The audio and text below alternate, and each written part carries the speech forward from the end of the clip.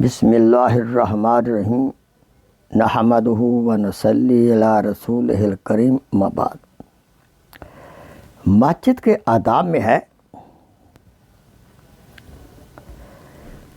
ایک دفعہ کا واقعہ ہے کہ حضرت عمر رضی اللہ تعالی عنہ نماز پڑھ رہے تھے۔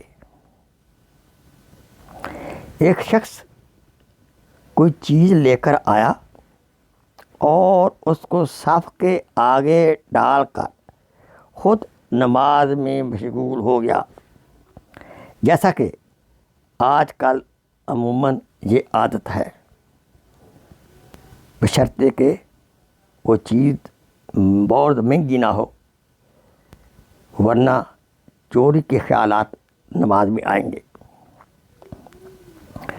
حضرت فاروق اعظم رضی اللہ تعالی عنہ جب نماز سے فارغ ہوئے تو اس شخص کو سزا دی کہ تو نے نمازیوں کو تشویش میں ڈالا، لہذا ہمیں چاہیے ہمیں کوئی ایسی حرکت نہیں کرنی چاہیے جس سے جو نماز پڑھ رہے ہیں ان کی تلاوت میں، ذکر میں کوئی خلل پیدا ہو،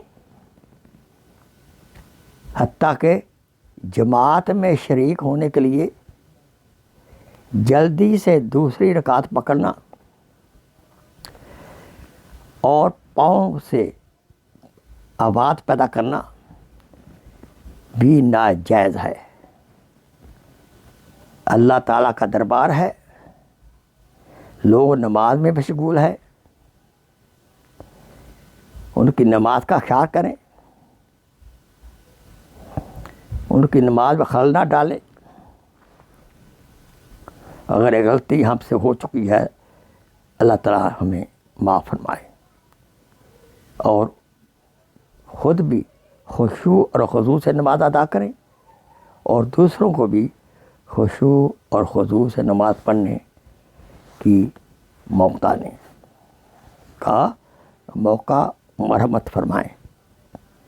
اللہ تعالیٰ ہمیں اس پر عمل کرنے کی توفیق عطا فرمائے، اور سابقہ زندگی کے اندر کوئی اس قسم کا گناہ ہو چکا ہے، اللہ تعالیٰ اپنی رحمت سے معاف فرمائے، آمین۔ Please share this video as a صدقہ جاریہ۔